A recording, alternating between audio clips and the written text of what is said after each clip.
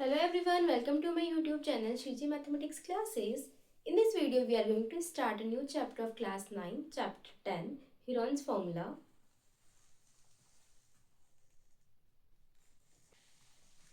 एक ट्रायंगल के तीन साइड्स होती है, तीन एंगल्स होते हैं और तीन ही वर्टिसेस होती है.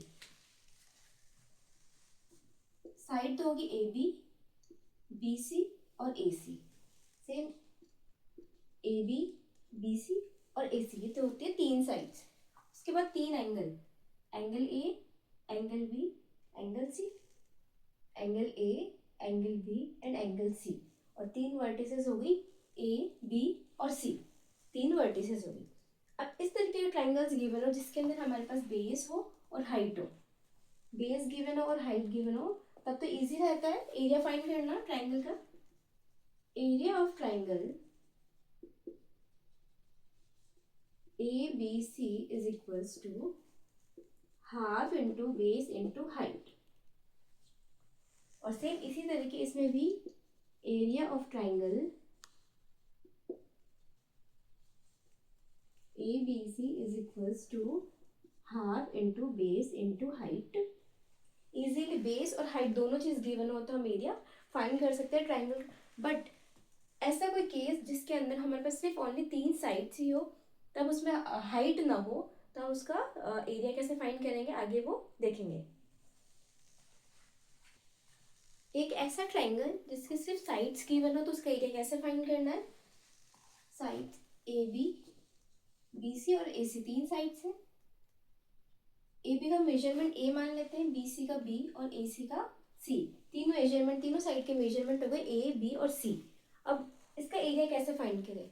इसका एरिया फाइंड करने के लिए मैथमेटिशियन हिरोन ने एक फॉर्मूला दिया है.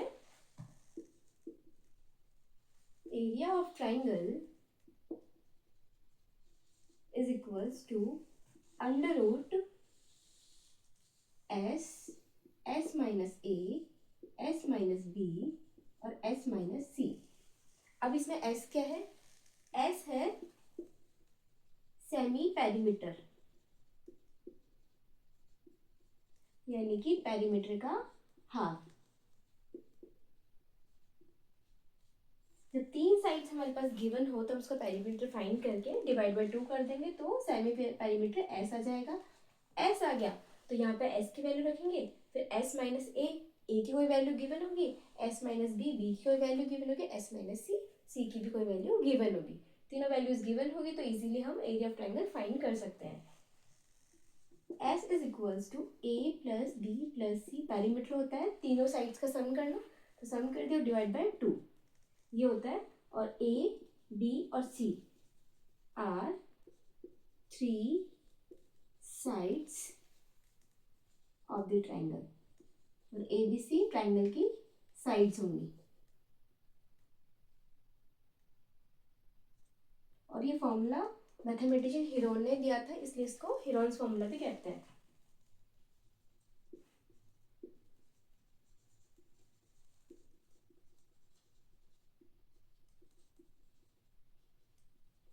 ये पूरा चैप्टर इसी फॉर्मूले पे बेस्ड है.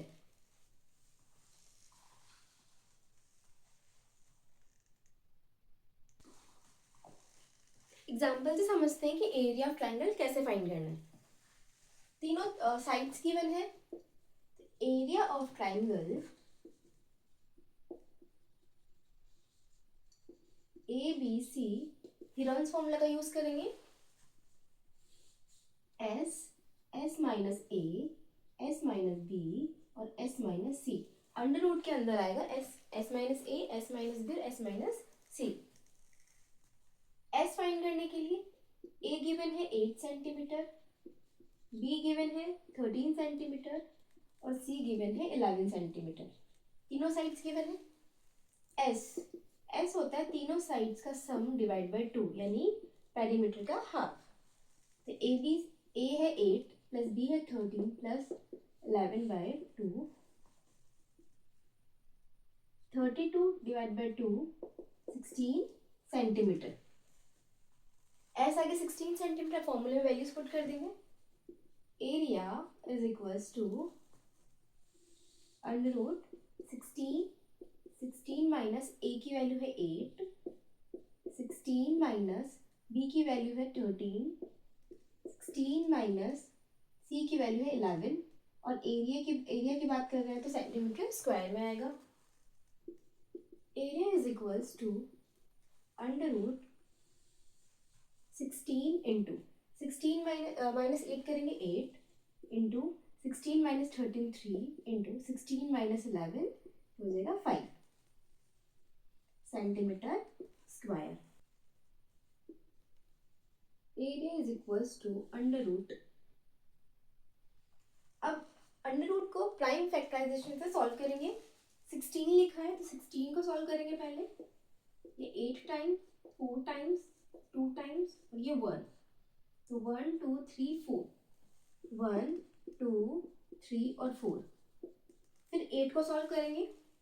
8 यहीं से दिख रहा है हमें, 3 टाइम्स 2 है 1 2 और 3 और यहाँ पे 3 है और ये 5 सेंटीमीटर स्क्वायर। अब यहाँ पे अंडर रूट के अंदर जो भी पेयर बनाएंगे वो बाहर ले लेंगे। जैसे 2 का पेयर बना, एक 2 बाहर, 2 का पेयर एक 2 फिर बाहर, यहाँ भी 2 का पेयर एक 2 बाहर। अब 2 3 और 5 इनका पेयर नहीं बन रहा है तो ये अंडर रूट के अंदर ही रहेंगे।